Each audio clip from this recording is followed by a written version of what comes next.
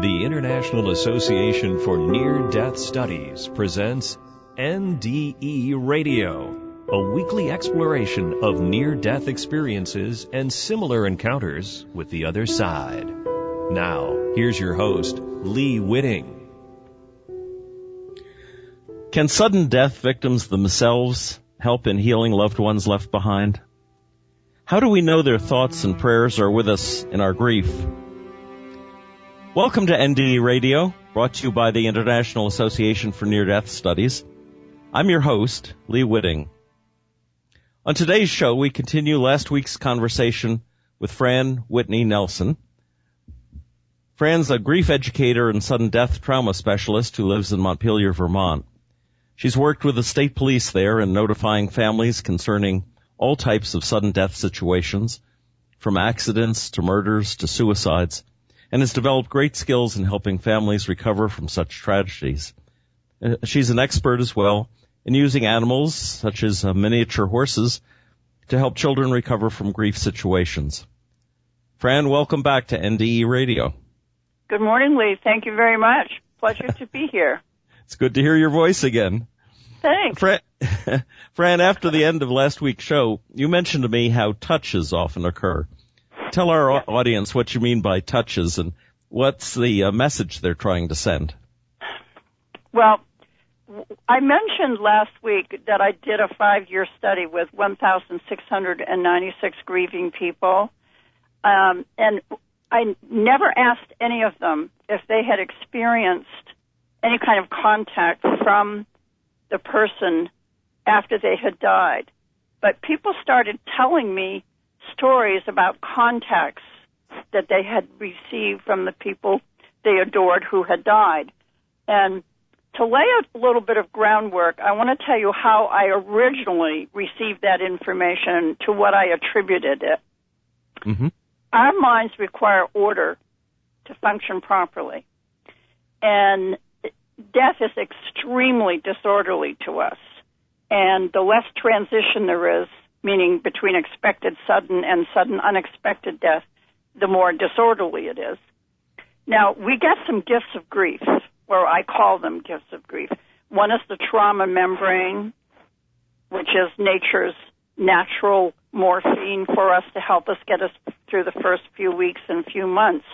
And there's another one that I've named involuntary reality revision.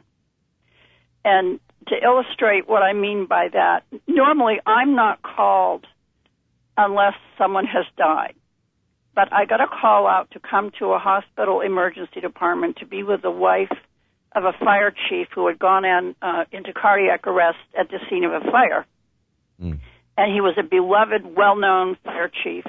And when I got to the hospital, the physician came out, stood over this wife, and had his arms crossed, no transitional statements whatsoever, and said, "Your husband's gone." Now, her emotional need was to believe that he was all right. Involuntary reality revision means we see or hear something traumatic, we turn it into something that's compatible with our emotional need. Her emotional need was to believe he was all right.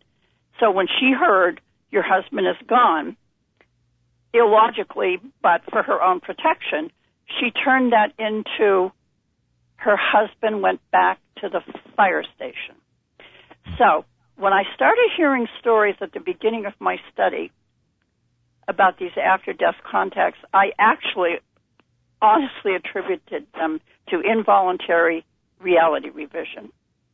Mm-hmm. I was a little bit cynical that they were actually genuine. But, you know, as this study went on, I moved from being, I guess you could say, cynical or thinking it was IR to being neutral. Well, maybe they really do and maybe they really don't. But it didn't matter. As long as it was comforting to them, who cared if they were genuine? Mm-hmm. And then as the study went on, and I can tell you as recently as last week, I'm hearing more about them. So I believe they actually happen, and they seem to be most prevalent with sudden unexpected death.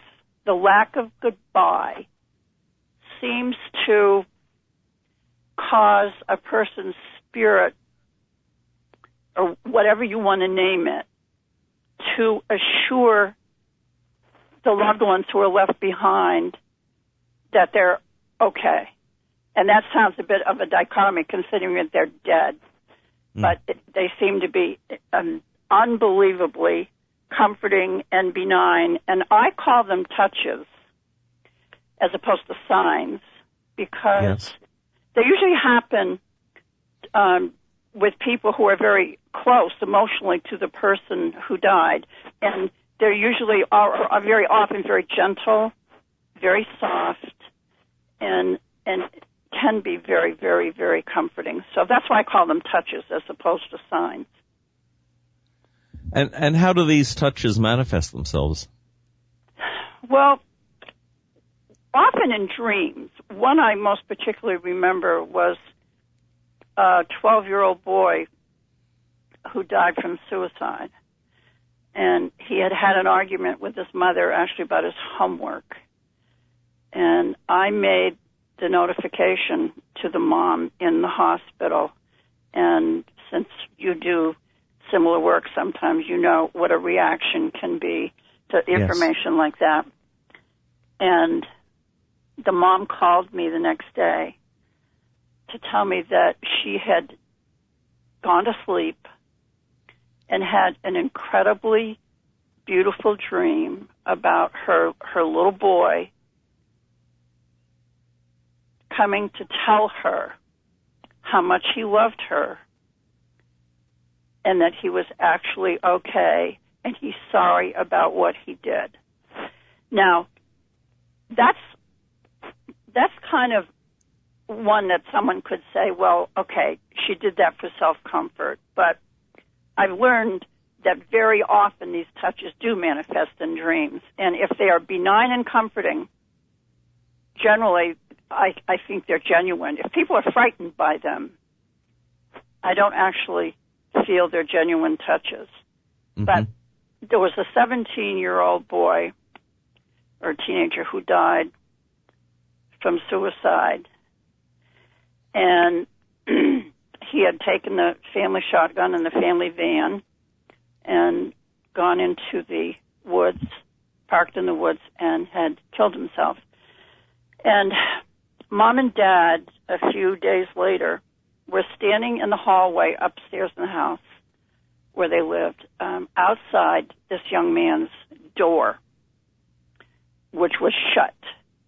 Mm-hmm. And then the door slowly, quietly opened, and then it started jerking a few inches to the right, a few inches to the left, jerking, and jerking. And it was in the winter, so there were no windows open and nothing blowing through the house.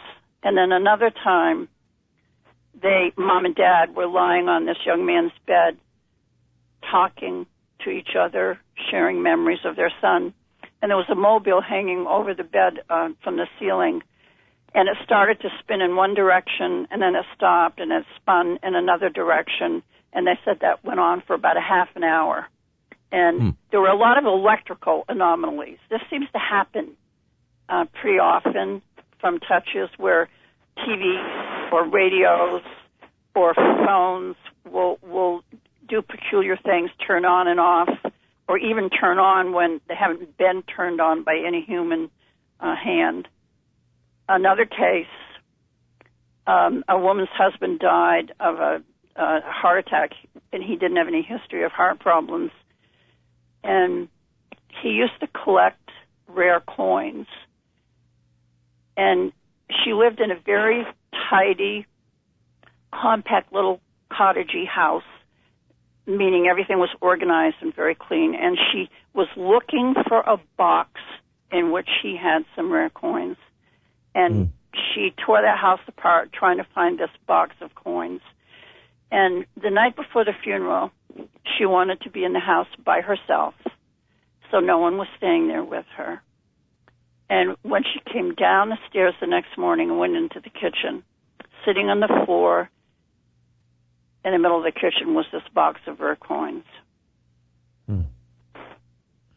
So this means that a deceased person has the ability to, one, invade our dreams, and two, move physical objects. That's pretty incredible. According to my experience, and I've dealt with many, many, many grieving people. So, yes. Another case, a young teenager was killed in a car crash, and in the middle of the night, the mom woke up and felt compelled to go to the patio door in the living room. Moonlit night, very bright out, and she saw her son skiing across the lawn in front of the porch. And she went back to bed, and she woke up thinking she had dreamed this. Mm-hmm.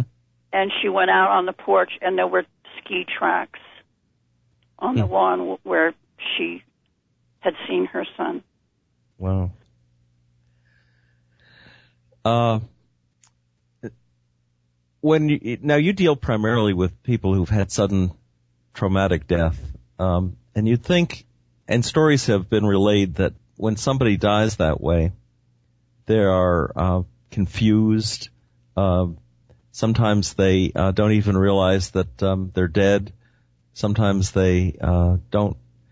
They lack the ability to go on into the light, as people have described it in near-death studies. Mm-hmm.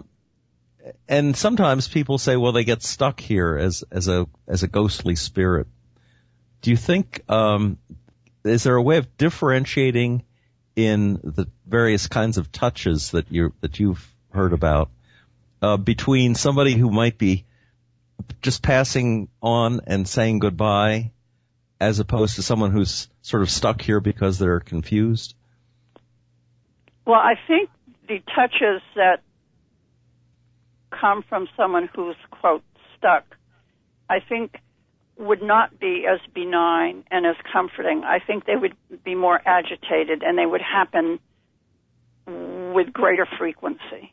And I don't think that they would be as gentle and as soft as the goodbye touches. Because one of the most difficult things for people who are left behind from a sudden unexpected death is the lack of a forever goodbye. And it seems to be really important to the people who are making these touches that they assure the people they love that they're all right. That I had a case where a young female died from suicide, and I will tell you, the grief from suicide and the hierarchy of grief from sudden unexpected death is the most complicated. And this young female had a beautiful, beautiful singing voice, and she wrote poetry. And about a month after she died, Mom went into her bedroom, and Mom and Dad and brother spent a lot of time in this girl's room, just, looking at her things and sitting on her bed and sitting at her desk. And one of them walked in, the mom walked in, and on the floor, which had not been there 2 hours before, and no one else was in the house, was a poem this young woman had written a couple years before about her dying young.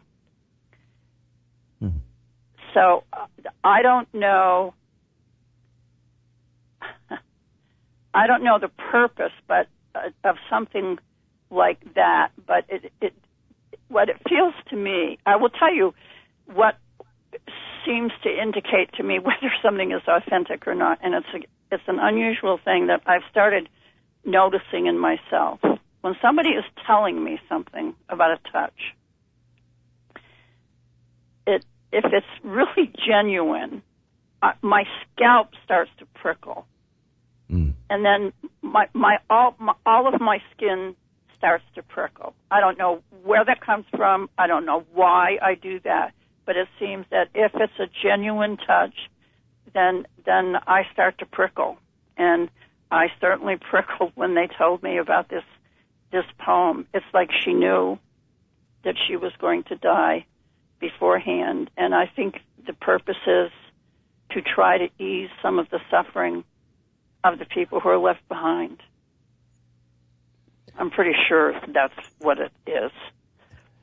You know, it's quite remarkable that somebody, say they die by their own hand or in a terrible car accident, would have the presence of mind to think first of the loved ones they've left behind and want to say goodbye in some way. It almost implies that once you're clear of your death, that there's a sea of love that you are swept up in, and you want to communicate it to the people left behind. Oh, absolutely. I think more than anything else, the people who die suddenly and unexpectedly, and I've dealt with a lot of suicides, they're concerned about the suffering of the people they loved and still do love. And I think that's a lot of what generates touches, is to try to alleviate the suffering of people left behind. Mm. There was I read one some. case. Oh, sorry. Go ahead. No, go ahead. A young man had also died by suicide, and Mom was in bed reading, and she felt some movement on the bed, and she looked up, and she didn't see anyone, but she saw an imprint on the bed as if someone was sitting there. And then she felt a very, very gentle touch on her cheek, and then the imprint disappeared. And with all her heart, she believes it was her son telling her that he was, "It's okay, Mom, I'm okay." And that's what she felt very strongly. And it seems that after these I tell people, write these down. It's not that you're going to forget the details, but if you have them collected, say, in a notebook, there are going to be incredibly raw times when you think you cannot put one foot in front of the other and you can't stand this pain for another day. And you open this notebook and you read these touches, and I promise you, you're going to feel comfort knowing that even though their body died, somewhere out there, their spirit is still alive and still connected to you. That's a wonderful idea. That's a great suggestion. Mm-hmm. It's the power that I find in dealing with patients in the hospital sometimes of having stories like near-death experience stories are so comforting. And when it's happened to you personally, that would be a powerful healing tool throughout the rest of your life. I wanted to ask you too. You work so closely with animals. Yes. Have you had any experience of a beloved animal passing on and then also indicating a sign of some sort? I have. I certainly have. Well, I've experienced it a couple of times myself, but it would be hard for me to go through that, so I'll tell you about other people's experiences, all right? Okay. There was one woman whose one of her very first memories as a youngster was when she was sick, and her dad brought her little pony into her, into her bedside when she was sick. And actually, after she became well, then the little pony, who was old, died, and she maintains that she woke up in the night and she heard a little clip-clop of hoof in her bedroom. And she sat up, and she swears to this day that she saw that little horse in her bedroom. And Wow. it's common. It seems to be common also with dogs. One woman told me that she was driving down the highway. It was first thing in the morning. The sun was just coming up. And one of her beloved dogs had recently died. And I can tell you, the grief when our beloved animals die is really heart-wrenching for usually about 3 months, the rawest part. Because basically, they never do anything to hurt us until they die, and then they just destroy us for a while. So she was having a very hard time. And she and the dog used to take long walks when she got home from work. And she said she saw him standing beside the road in a place where they used to take a little break from walking and sit under a tree, and she would give him a treat. And I do, with all my heart, believe that there are some animals who do make comfort stops to their people after they die. Yes, I do. Wow. Have you experienced people saying goodbye to you? I have not personally. No. I've had a few. Tell me. I was going to say I've had a few situations where I felt a hand on my shoulder one time of a woman who had died in the hospital, and I didn't even know she was there, but she was a good friend. She was dying of cancer, and right. I'd worked with her in trying some alternative healing. But I didn't know she was in the hospital. I was sitting in a corner having lunch in the cafeteria. I felt this hand on my shoulder and knew immediately who it was, and later found that she had died just at that moment and was passing through. She was saying goodbye to you, wasn't she? She was saying goodbye, yes. And there've been other things like that. So I know this happens, but I wonder why it happens only sometimes. Just occasionally. Well, one of the things that I think can block people understanding, some of these touches are incredibly soft and very quiet and very, very, very gentle. And when people are newly bereaved and they're in the trauma membrane, sometimes they're not able to hear or see those touches because they are so traumatized. And I would wager there probably have been touches that people aren't aware of. They didn't know what they were, or they didn't hear them or see them because they were so grief-stricken. So I would imagine that it happens more often than people know, but the people were so deeply immersed in their grief, they didn't have access. They couldn't have access to those touches. But I also think it depends on the age of the person, the cause and the manner of death, and honestly, how the death notification was made.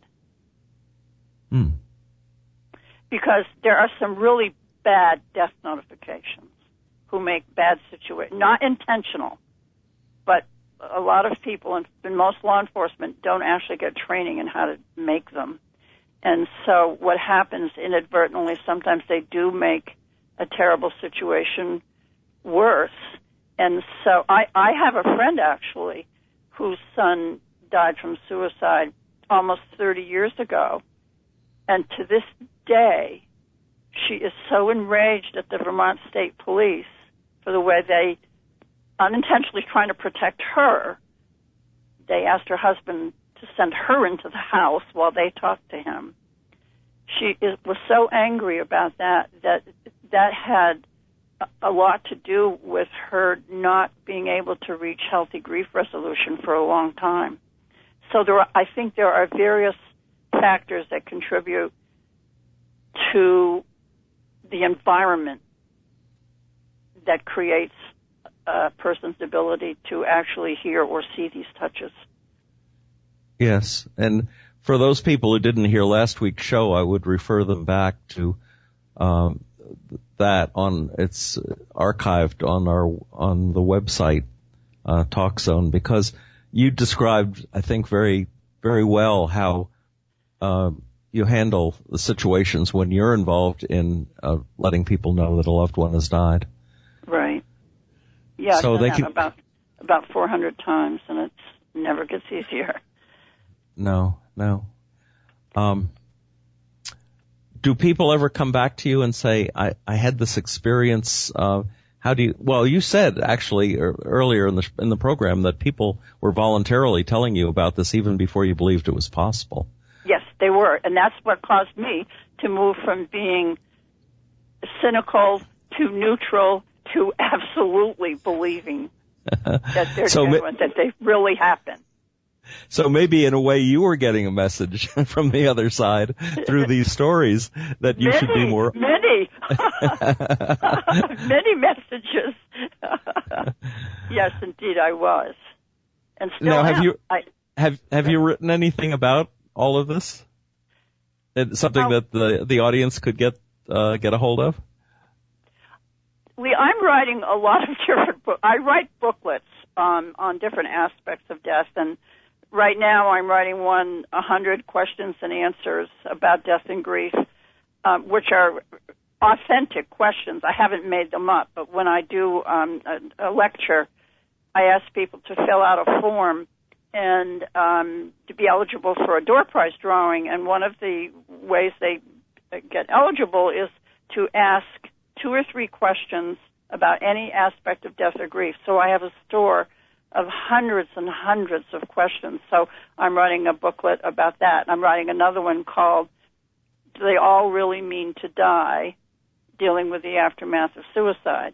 And I am writing about after-death touches, plus about when animals die, saying goodbye to beloved 4-legged companions. They're not just animals. So, yes, I am writing a lot of things right now.